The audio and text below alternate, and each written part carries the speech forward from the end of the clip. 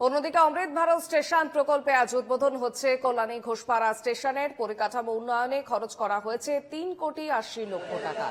আজ ভার্চুয়ালি স্টেশনের উদ্বোধন করতে চলেছেন প্রধানমন্ত্রী নরেন্দ্র মোদী। সারা ভারতে মোট 103টি স্টেশনকে বেছে নেওয়া হয়েছে, যার মধ্যে শিয়ালদা ডিভিশনের 18টি স্টেশন রয়েছে এবং তার মধ্যে রয়েছে কল্যাণী ঘোষপাড়া এবং ইউনিভার্সিটি হাসপাতাল এবং এই শিল্পের পাশাপাশি যাতায়াতের ক্ষেত্রেও যথেষ্ট গুরুত্বপূর্ণ রয়েছে ঘোষপাড়া স্টেশন। এবং এই প্রকল্পে মোট 3,40,00,000 টাকা খরচ করে উন্নত পরিকাঠামো তৈরি করা হয়েছে।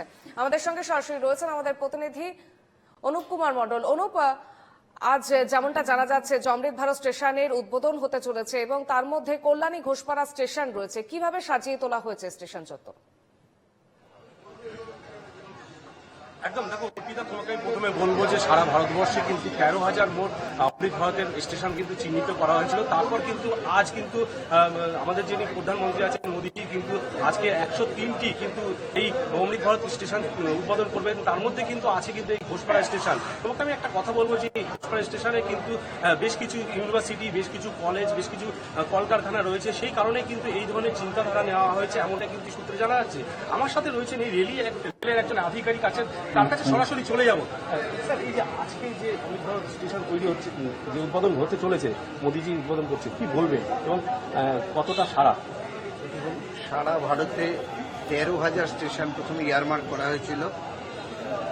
অমৃত ভারত স্টেশন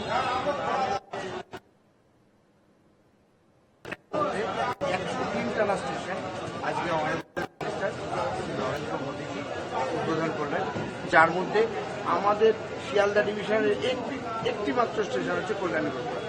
এখানে আপনি দেখছেন স্টেশন ফ্যাসাড তৈরি হয়েছে, স্টেশন প্ল্যাটফর্ম হাইট উন্নতি করা হয়েছে, প্ল্যাটফর্মের উপরে হাইট বাড়ানো হয়েছে,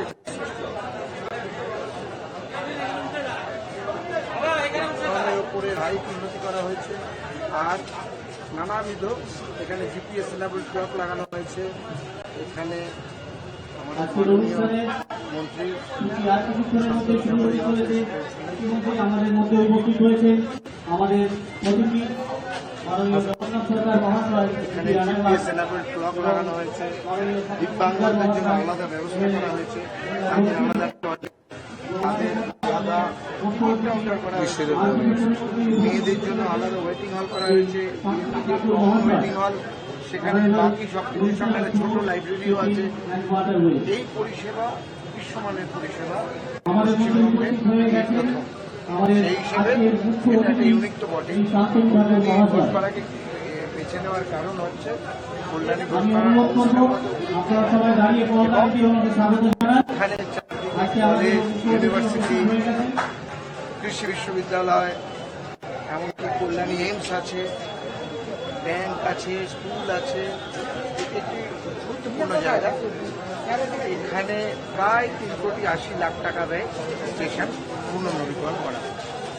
আর কি কি থাকছে এর সাথে সাথে?